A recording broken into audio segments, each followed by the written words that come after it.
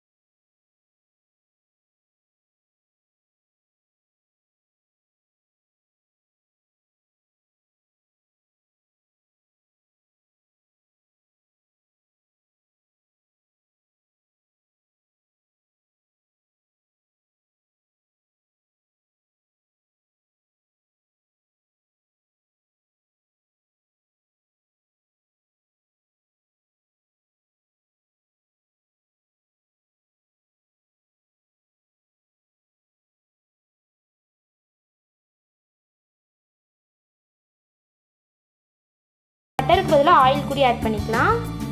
இப்போது இதை மறுபடியும் கிளறிக்கலாம். இது கைவிடாமல் கலக்கிக்கோங்க, இல்லைன்னா அடி பிடிச்சிரும். இது சப்பாத்தி மாவு அளவுக்கு நல்லா இன்னும் கெட்டியாகும்.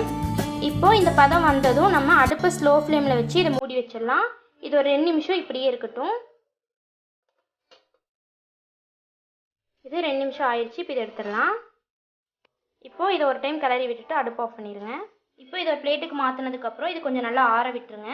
ஆறினதுக்கப்புறம் கையில் லைட்டாக ஆயில் அப்ளை பண்ணிவிட்டு இதை குட்டி குட்டி சீட்டோஸ் மாதிரி பால்ஸ் மாதிரி உருட்டிக்கலாம். இந்த அளவுக்கு நல்லா குட்டி குட்டியாக உருட்டிக்கோங்க. எல்லாத்தையும் இதே மாதிரி உருட்டி எடுத்து வச்சுக்கோங்க ஃபஸ்ட்டு. இப்போ இது எல்லாத்தையும் பொரிச்சிடலாம். கடாயில் ஆயில் ஹீட் பண்ணிக்கோங்க. இதில் நம்ம பால்ஸ் எல்லாத்தையும் கொஞ்சம் கொஞ்சமாக போட்டு பொரிச்சு எடுத்துடலாம்.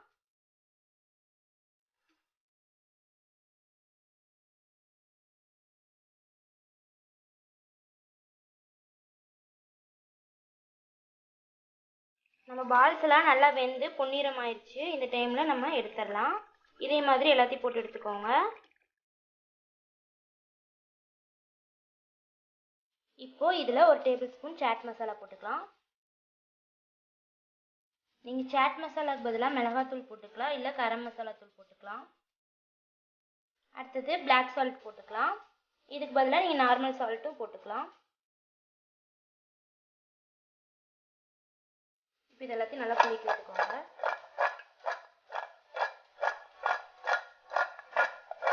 கடையில் வாங்குகிற அதே டேஸ்ட்டில் நம்ம சீட்டோஸில் சூப்பராக ரெடி ஆயிடுச்சு. இந்த வீடியோ உங்களுக்கு பிடிச்சிருந்தா லைக் பண்ணுங்கள், ஷேர் பண்ணுங்கள், கமெண்ட் பண்ணுங்கள், சப்ஸ்கிரைப் பண்ணுங்கள், மறக்காமல் பெல் பட்டனை கிளிக் பண்ணுங்கள். தேங்க்யூ.